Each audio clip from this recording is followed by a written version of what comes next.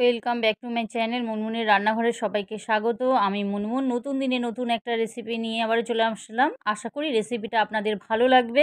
তো আজ বানাবো ঘুগনি। তো মটর আমি এখানে নিয়েছি। মটরটা আমি সারা রাত ভিজিয়ে রেখে দিয়ে একটু প্রেশার কুকারে মটরটা নুন আর হলুদ দিয়ে সেদ্ধ করে নিয়েছি। নুন আর হলুদ দিয়ে আমি 4টে সিটি মেরে নিয়েছি প্রেশারে। এবার আমি কড়াতে তেল গরম করে এতে আমি জিরে আর একটা তেজপাতা আর গোটা গরম মশলা ফোড়নে দিয়ে দিলাম। এতে একটু মিষ্টি সুগন্ধ ছাড়লে তখন একটু পেঁয়াজ কুচি আমি এতে দিয়ে দেবো। পেঁয়াজটা একটু ভাজতে হবে তেলে।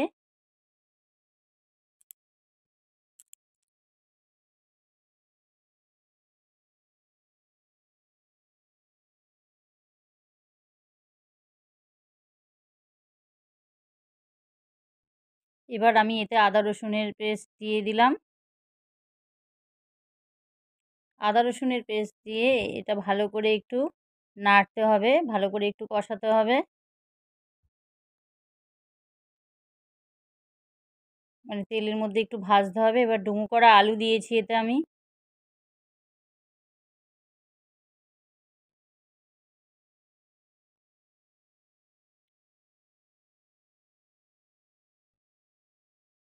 ডুমো করা আলু দিয়ে দেওয়ার পর এটা ভালো করে একটু নাড়বো। তেলের মধ্যে আলুটাকে একটু ভেজে নেব। কিছুক্ষণ ভাজার পর এতে আমি টমেটো একটা কুচি করা টমেটো আর গোটা কত কাঁচা লঙ্কা কুচানো দিয়ে দিয়েছি আমি। দিয়ে এটা ভালো করে একটু তেলে নাড়বো। ব্যাস এবার আমি এতে নুন দিয়ে দিয়েছি। নুনটা আমি মটরে দিয়েছিলাম তাই একটু স্বাদ মতো দিতে হবে, কারণ মটরে নুন দিয়েছি, আবারও বেশি নুন দিলে তাহলে নুন হয়ে যাবে। অল্প পরিমাণেই আমি দিয়েছি। এতে আমি ঝাল লঙ্কার গুঁড়ো, কাশ্মীরি লঙ্কার গুঁড়ো, হলুদ গুঁড়ো আর একটু ধনে গুঁড়ো নিয়েছি। দিয়ে এই মশলাটাকে আমি দিয়ে দেবো।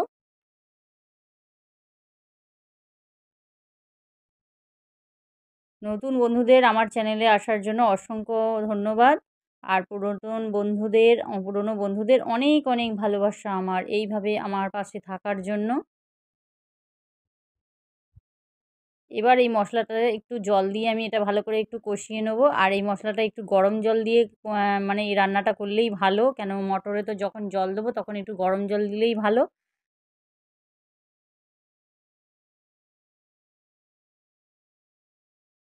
এবার এই মশলাটাকে আগে একটু ভালো করে কষিয়ে নিতে হবে যাতে কাঁচা গন্ধ না ছাড়ে মশলাটাকে।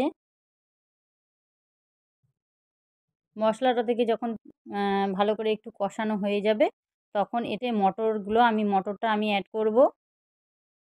মটরটা দিয়ে ভালো করে এটাকে আবারও মশলার সাথে ভালো করে একটু নাড়িয়ে নিতে হবে।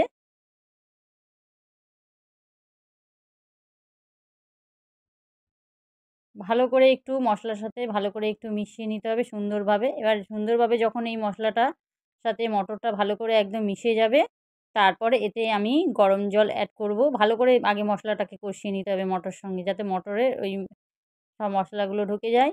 এবার আমি এতে গরম জল অ্যাড করলাম। ব্যাস এবার কিছুক্ষণ ফোটার পর এতে আমি একটু গরম মশলা গুঁড়ো ওপর থেকে ছড়িয়ে দেবো। ব্যাস ছড়িয়ে দিলেই, নামিয়ে দিলেই রেডি হয়ে যাবে একদম ঘুগনি। আর এটা খেতেও কিন্তু খুব ভালো।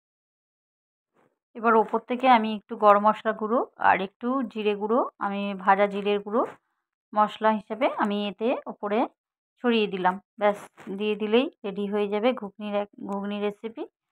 খেতে কিন্তু দুর্দান্ত হয়েছিল। এইরকম করে ঘুগনি অবশ্যই বানিয়ে একবার ট্রাই করে দেখবেন। ভালো লাগলে রেসিপিটা লাইক, কমেন্ট, শেয়ার, সাবস্ক্রাইব করে অবশ্যই পাশে থাকবেন। আর নতুন বন্ধুদের আমার চ্যানেলে আসার জন্য অসংখ্য ধন্যবাদ। পুরাতন বন্ধুদেরকেও আমার অনেক অনেক ভালোবাসা, এইভাবে আমাকে সাপোর্ট করার জন্য, আমার পাশে থাকার জন্য। তো আজ এই পর্যন্ত। আবার নতুন কোনো দিনে নতুন একটা রেসিপি নিয়ে আবার চলে আসবো। সবাই ভালো থাকবেন, সুস্থ থাকবেন। তো আমি ঘুগনিটা পরিবেশন করে দিচ্ছি।